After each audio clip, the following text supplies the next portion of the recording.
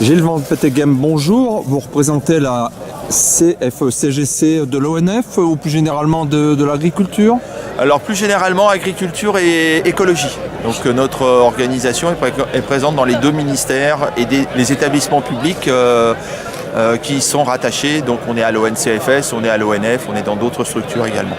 Donc votre organisation est partie intégrante de l'intersyndicale et puis d'autres associations qui ont organisé cette journée. Comment votre organisation apprécie cette démarche? Quel est votre but, vos objectifs?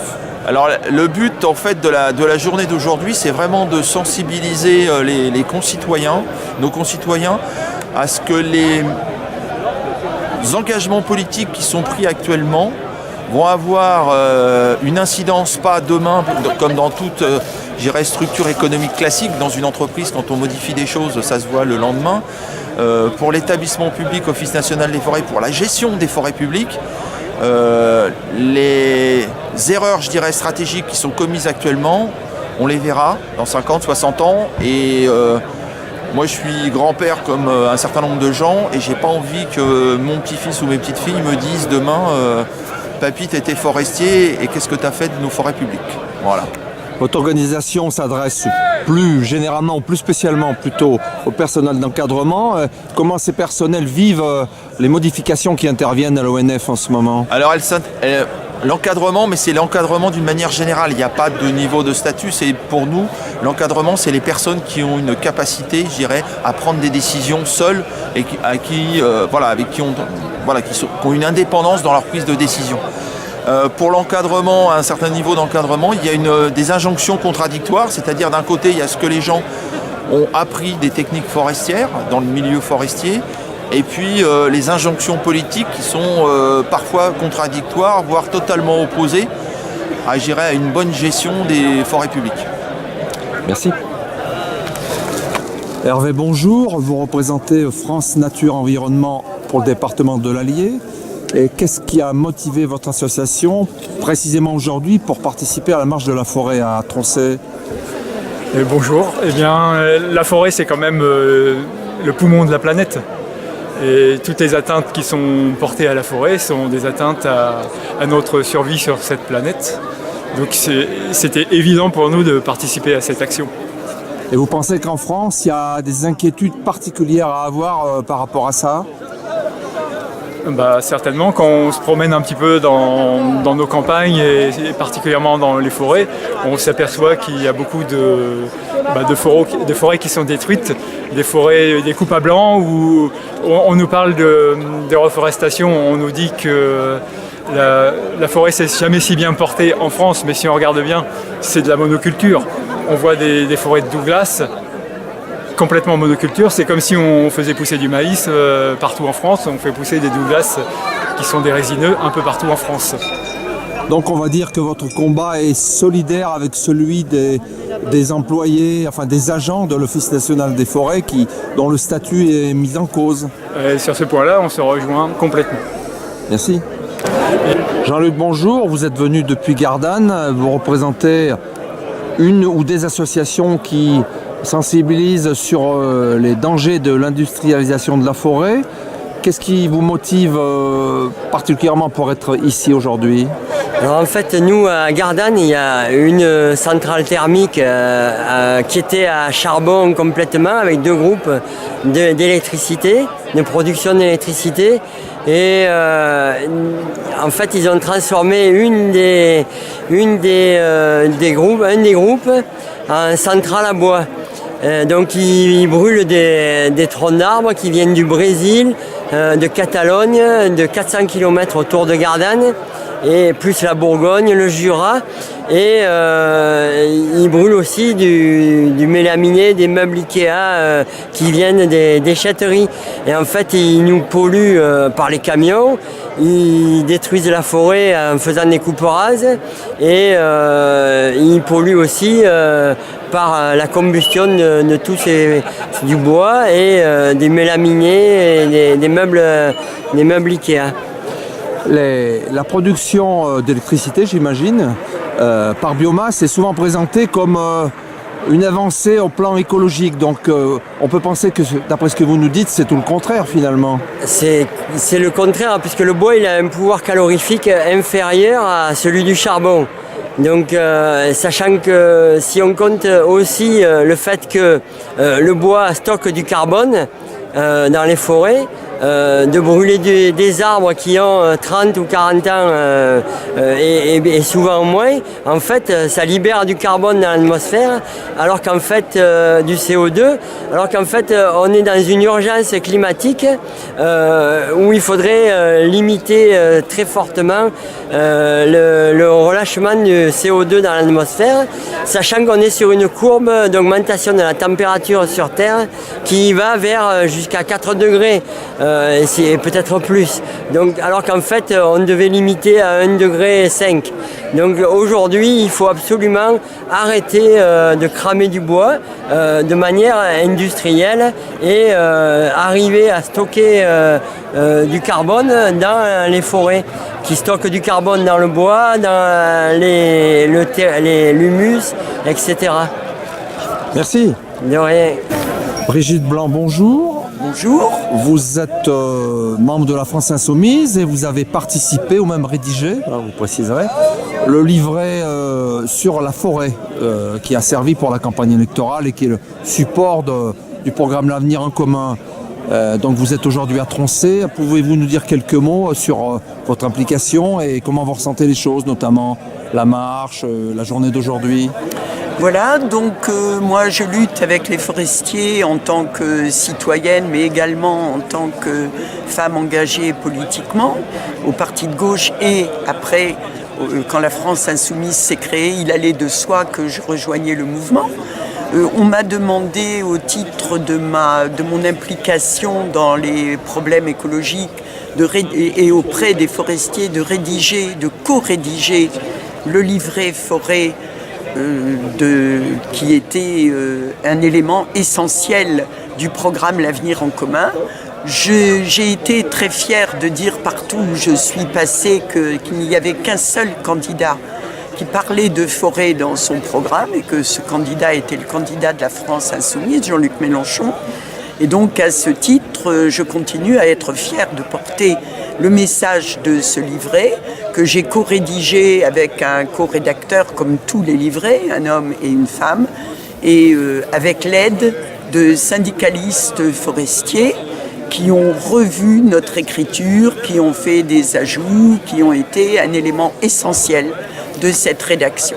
Donc je continue à porter ce message partout où je passe, et en particulier dans les animations de débat lorsque le film Le Temps des forêts de François-Xavier Drouet passe ici et là dans nos régions. Je suis dans le Grand Est, donc j'ai déjà animé plusieurs débats dans le Grand Est. Je vais encore monter dans le Nord au mois de décembre pour animer un autre débat, et partout où on me demandera d'intervenir, c'est toujours très intéressant. On rencontre des citoyens concernés, des citoyens impliqués aussi dans le combat des forestiers. Alors la marche, la marche a été un grand moment de solidarité, de partage, un grand moment d'implication citoyenne. Et j'ai fait pas mal d'étapes sur le parcours Strasbourg-Troncé. J'ai fait en particulier la dernière étape, celle d'hier, d'Augy-sous-Bois à Sérilly. Ça a été aussi un très grand moment de chaleur humaine. Je suis très heureuse et du coup très fière d'y avoir participé et de retrouver ici aujourd'hui de très nombreux amis que je croise depuis plus de 10 ans.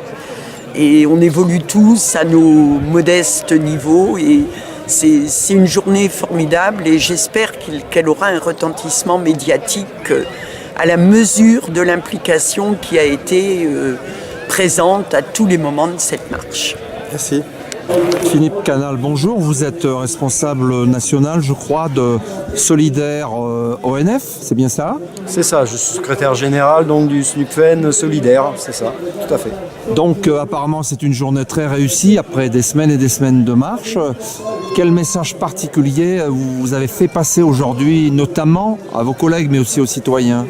En direction de nos collègues, donc c'est vu les annonces de la direction, qui amènerait à remettre en cause la gestion durable. C'est un appel à la résistance éthique, à la déontologie, pied à pied, parce que nous sommes mandatés par les citoyens pour gérer les forêts publiques dans l'intérêt des générations futures. Et quand les injonctions commencent à être opposées à une gestion respectueuse de la forêt qui est notre bien commun à tous, forestiers, citoyens, toute la population, eh bien il y a lieu donc de résister et de s'affirmer pour protéger les forêts et à l'avenir pour les prochaines générations.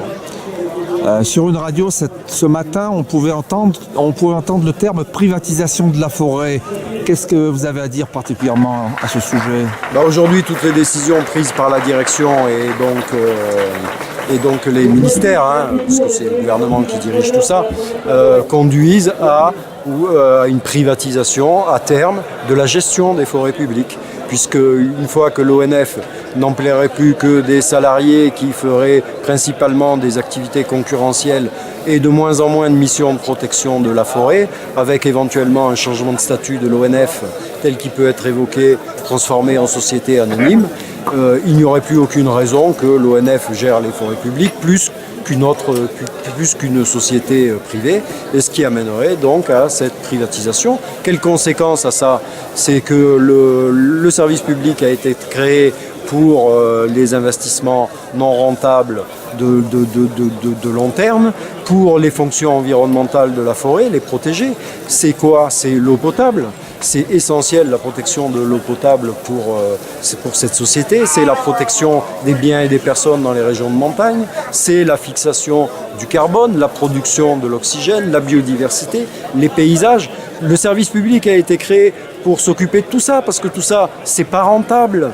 Donc c'est pour ça qu'on a un service public. Et dans le cadre d'une privatisation, eh bien, il est bien évident que toutes ces fonctions environnementales qui font le bien commun dans l'intérêt général seraient laissées à l'abandon, et ça, c'est pas acceptable et nous l'accepterons pas. Merci. David Cormand, bonjour. Vous êtes secrétaire national de Europe Écologie Les Verts. Comment votre mouvement s'inscrit dans cette journée qui fait suite bien sûr à des semaines de marche? On suit cette affaire depuis un moment. Depuis le 17 septembre, il y a cette marche qui a été lancée par l'intersyndicale de l'ONF. Et ça percute deux sujets, c'est pourquoi on soutient. Le premier sujet, c'est la marchandisation de la nature et la marchandisation du monde auquel on assiste, où au fond tout est à vendre. Les littoraux sont à vendre, les forêts primaires sont à vendre, les forêts, les espaces naturels. Et on est là confronté à un modèle économique qui exerce une prédation sur la nature qui n'est plus tenable. Aujourd'hui, c'est beaucoup d'espèces animales qui disparaissent, les insectes, les oiseaux, c'est l'artificialisation des sols, cet appauvrissement de la biodiversité, c'est véritablement un drame. Et donc, cette prédation de notre modèle de développement productiviste qui détruit la nature, c'est quelque chose qu'on n'accepte plus. Et là, c'est ce qu'expriment, c'est mon sentiment, ces agents de l'ONF qui, eux, souhaitent avoir une vision durable de notre environnement. Et puis, le deuxième sujet, c'est la question des métiers du service public. Moi, j'en ai assez d'entendre sans cesse que ces métiers du service public, ces fonctionnaires, ça se réduirait à des statuts et qu'il faudrait s'en débarrasser dans ce monde moderne. Il faudrait développer la concurrence libre et non faussée, privatiser sans cesse, déléguer au privé des activités. Moi, je pense le contraire. Je pense que ces métiers de service public, ils sont garants de quelque chose qui est important, qui s'appelle l'intérêt général, qui s'appelle l'intérêt collectif. Et donc, vous voyez que ce combat des agents de l'ONF peut se résumer en une phrase, c'est défendre nos biens communs. Nos biens communs en tant qu'espace naturel, nos biens communs en tant que service public. Et puis, un dernier élément, c'est que moi je suis sensible comme politique, mais en tant qu'écologiste aussi, à l'éthique du forestier. Dans un monde où tout va de plus en plus vite, où il y a cette injonction à l'urgence, à l'efficacité, l'éthique du forestier, c'est de penser le long terme. C'est qu'un forestier, un bon forestier, il ne s'occupe pas de la forêt pour lui-même ou pour les générations actuelles. Il s'en occupe pour les générations qui vont nous succéder. Et cette idée-là, elle me paraît très belle. Et je pense que notre monde aujourd'hui a besoin de beaucoup de forestiers. Merci. Florent Compin, bonjour. Bonjour. Vous êtes président national des Amis de la Terre. Votre association, quels sont les enjeux précisément par rapport aux questions de la forêt et de son avenir? À l'heure actuelle, il y a des enjeux qui sont extrêmement forts au niveau de la forêt. La forêt est un bien commun. Il faut absolument comprendre ça. Et quand on parle de multifonctionnalité de la forêt, c'est bien que la forêt, elle a beaucoup d'usages. Une forêt n'est pas une plantation d'arbres destinée à faire pousser du bois pour pouvoir ensuite l'incinérer et produire de l'énergie. Et c'est absolument ça qu'il faut contrer ici. C'est que cette forêt, elle est composée d'une biodiversité. Et les Amis de la Terre posent de manière très claire ce principe de base. La forêt est un écosystème. Et dans cet écosystème, il faut bien évidemment permettre à l'ensemble de la forêt de s'épanouir et de l'ensemble de tout ce qui compose cette forêt de s'épanouir. Donc on pose des choses assez fortes comme le fait de poser qu'il faut absolument poser bien plus de 25% de l'accroissement annuel et le laisser en forêt. Il faut laisser du bois mort en forêt si on veut que la forêt vive et que la forêt survive. Et à l'heure actuelle, les enjeux sont directement liés aux questions du dérèglement climatique. Les questions du dérèglement climatique aboutissent en ce moment à une logique qui voudrait que pour produire de l'électricité soi-disant verte, il faut produire du bois et sortir de plus en plus de bois de nos forêts. Dans cette logique, en fait, elle est complètement aberrante parce que cette logique, en fait, elle vise en fait à enlever du carbone de la forêt. La forêt doit stocker du carbone et pour qu'une forêt stocke du carbone, il faut y laisser du bois mort, il faut une forêt diversifiée, il faut une forêt qui comprennent de multiples essences d'arbres, etc., etc. Et si on veut que cette forêt, que les sols de cette forêt capturent du carbone et stockent du carbone durablement, il faut s'opposer à ça. Il faut s'opposer à tous ces projets gigantissimes de biomasse qui sont pour nous des incinérateurs de forêt et qui ne sont pas autre chose. Voilà, donc pour nous, ces enjeux à l'heure actuelle sur cette question de la forêt, c'est vraiment ça. C'est vraiment comment est-ce qu'on arrive tous ensemble à construire la forêt de demain, une forêt qui permet à tous et à chacun de s'épanouir et dont les citoyens puissent s'emparer et s'emparer de ces questions forestières qui sont réservées à l'heure actuelle à des spécialistes, à des techniciens. Et c'est absolument une aberration cette question-là. Il faut que tout le monde puisse s'emparer de cette question de la forêt parce que cette forêt, et en particulier la forêt publique, est gérée par de simples citoyens élus dans des communes qui ne connaissent pas forcément les aspects techniques et qui sont dépassés quand on leur amène ces aspects-là et qu'on leur justifie n'importe quoi sous couvert d'aspects techniques. Merci. Laurence Lyonnais, bonjour. Vous êtes là à titre de votre mouvement politique La France Insoumise. Vous êtes candidate aux élections européennes. Comment vivez-vous ce processus d'action, cette journée plus précisément ? Je suis là aussi en tant que citoyenne, qu'habitante d'une zone rurale, donc concernée par toutes les problématiques qui touchent de près ou de loin à la nature et à la protection de nos biens communs. Et la forêt fait partie de ces biens communs. Donc j'ai participé hier à la dernière étape de cette marche qui a été organisée par l'intersyndicale des forestiers, soutenue par un certain nombre d'associations de protection de la nature et de l'environnement. Donc les forestiers là ont créé un événement extrêmement important, un événement convivial, un événement de rencontre autour de cette marche qui a duré 40 jours et qui converge aujourd'hui dans la forêt, la magnifique forêt de Tronchet. Donc, on a le plaisir de se rendre. Alors quand on dit la forêt c'est un bien commun, c'est notre bien commun. Pour gérer un bien commun, eh bien, il faut des agents des services publics, il faut un service public qui planifie, un service public qui a les moyens aussi de fonctionner.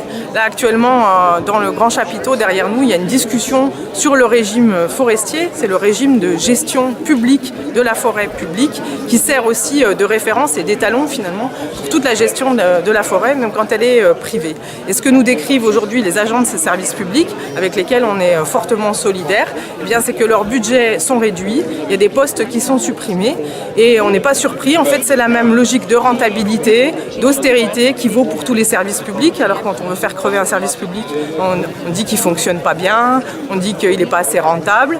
Ce discours-là, on le connaît bien. Donc il y a des transferts d'argent qui sont faits, on va aider les entreprises privées sans leur demander de contrepartie. Et puis aux agents des services publics qui font bien leur travail sur le terrain, eh bien, on leur supprime des moyens, on supprime des postes. Cette logique de rentabilité, cette logique d'austérité, c'est la même dans tous les services publics en France, c'est la même dans tous les services publics au niveau européen.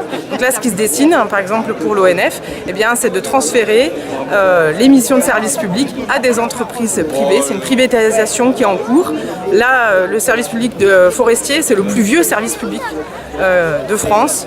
Donc si on veut une forêt républicaine, il faut défendre ce service public aussi républicain de la forêt. Ce qu'on ne dit pas assez non plus, c'est le nombre de services gratuits que rend la forêt pour la préservation de la ressource en eau, pour la lutte contre le réchauffement climatique, puisque les forêts captent et stockent du carbone. Donc pour plein de raisons, c'est une réserve d'eau, une réserve de biodiversité, une réserve pour le climat. Il faut préserver ces forêts et il faut un service public national et européen pour gérer ces forêts et pour les préserver. Merci. Bonjour Étienne. Tu es là en soutien à la démarche citoyenne, syndicale, associative pour la défense de la forêt et contre l'industrialisation de la forêt. Mais toi, tu es plus représentant, si je peux dire, d'une association de gens qui luttent contre le Center Park de Roibon. Oui, c'est ça. Après, moi, je suis juste une des personnes qui s'investit sur cette opposition à Roibon contre ce projet de Center Park. Il y a des associations qui se sont mobilisées contre ça, contre ce projet, et des personnes qui occupent et qui militent autour de ce blocage de projet. Alors qu'en est-il de ce projet précisément pour les gens de l'Allier qui ne connaissent pas bien le sujet?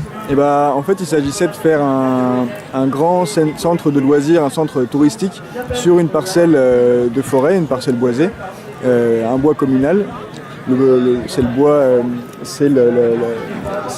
un bois au milieu du massif des Champs-Barans, entre Lyon, Valence et Grenoble, dans les Champs-Barans. Et sur cette parcelle donc de bois qui était à la base un bois communal, Pierre et Vacances a pour projet d'y construire un Center Park. Donc pour ça déjà le bois a été racheté, la parcelle a été rachetée, a été privatisée alors que c'était un bois public avant ça. Donc c'est 220 hectares de parcelles d'un bois qu'on appelle le bois des Avenières, qui a été aliéné, comme on dit, qui a été transformé dans le PLU en parcelles constructibles. Et donc le but c'est d'y construire une bulle tropicale d'1 hectare, mais chauffée au bois toute l'année, donc c'est écologique bien sûr, c'est chauffé au bois. Et d'y accueillir d'avoir une capacité d'accueil de 5000 touristes. Donc c'est l'équivalent de 1000 cottages à peu près construits sur cette parcelle de 220 hectares. Juste à côté d'un village qui s'appelle le village de Roibon, qui compte 1 millier d'habitants. Donc on est sur 5 fois plus d'habitants pour ce centre de loisirs. Ce centre de loisirs, donc, au-delà d'aliéner déjà une parcelle boisée pour en faire une parcelle sururbanisée, il a pour impact de s'installer sur une zone humide. Cette zone humide qui est censée être, d'après les textes, tout à fait libre de toute anthropisation. Donc l'idée c'est qu'aucun humain n'y construise quoi que ce soit pour préserver les nappes phréatiques et les eaux pour les personnes qui habitent la région et les personnes qui sont en aval de ces bassins versants. Donc ça c'est ce qui a bloqué en fait ce projet-là en 2014. Il y a eu à la fois un blocage physique de militants qui ont arrêté le début du chantier de défrichement. Ils ont eu le temps de défricher 40 hectares de forêt, mais il y a eu du coup un blocage physique de la part de militants et un blocage juridique de la part de personnes qui ont déposé des recours, qui sont allées en justice pour dire à Pierre et Vacances, à cette entreprise, à cette multinationale, qu'elle n'avait pas le droit de venir s'implanter à cet endroit-là. Et aujourd'hui, là où on en est, c'est qu'après deux procès pour Pierre et Vacances qui l'ont déclaré hors la loi, on est toujours en recours, on est toujours en appel, en appel auprès du Conseil d'État. Et c'est de ça dont on attend une réponse pour savoir est-ce que ce projet va se faire ou pas, quoi. Mais pour l'instant, il y a eu 2 tribunaux particuliers qui ont déclaré ce projet comme illégal. Spécialement en particulier autour de la loi sur l'eau. Merci Étienne. Gilles Quentin, bonjour. Bonjour. Vous êtes responsable national CGT-ONF. Oui, c'est ça. Et donc une journée ambitieuse, peut-on dire. Est-ce que vous trouvez que c'est une réussite? Oui, je pense que c'est une réussite. C'était pas gagné d'avance parce que aujourd'hui la mobilisation des gens est compliquée.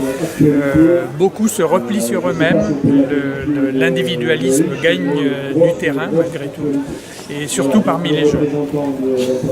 C'est une journée à l'initiative, je crois, des organisations syndicales, réunies dans une intersyndicale au niveau national ONF, mais on a vu de nombreuses associations, des mouvements politiques appeler à cette journée et être présents ici à Troncé. Oui, c'était bien le but, c'est d'associer les organisations syndicales et l'intersyndicale qui est composée de 8 syndicats de pratiquement toutes les fédérations, puisqu'il y a CGT, il y a CFDT, l'UNSA, CGC, je crois que j'en oublie pas des fédérations, et FO aussi. Et donc c'était l'objectif de créer une osmose, si on peut dire, entre les forestiers qui sont très souvent isolés dans leur forêt, avec la société civile, les associations qui sont sensibles à ces problèmes de foresterie, comme on les retrouve d'ailleurs dans beaucoup d'endroits où l'argent va compter. L'avenir de la forêt, nos responsables et la direction générale de l'ONF en sont très très loin aujourd'hui. Après ces milliers de kilomètres, on peut dire, de marches, si on additionne les 4 marches qui sont parties de différents points de France, cette journée qui est visiblement une bonne réussite, est-ce que vous avez des perspectives pour la suite de vos actions ou c'est en réflexion? Pour l'instant, c'est en réflexion, il y a des idées. Il va y avoir le salon de l'agriculture peut-être l'an prochain. C'est compliqué le salon de l'agriculture parce qu'on ne peut pas y rentrer comme ça. Il faut des badges, au niveau de la sécurité c'est très sécurisé. Mais bon, il y a aussi d'autres idées. Après cette journée, on va se réunir. Souvent, on le fait par téléphone, réunion téléphonée, parce que c'est compliqué. On est répartis sur tout le territoire de métropole. Et donc on a des réunions régulières et on va programmer la suite de ce mouvement. Merci.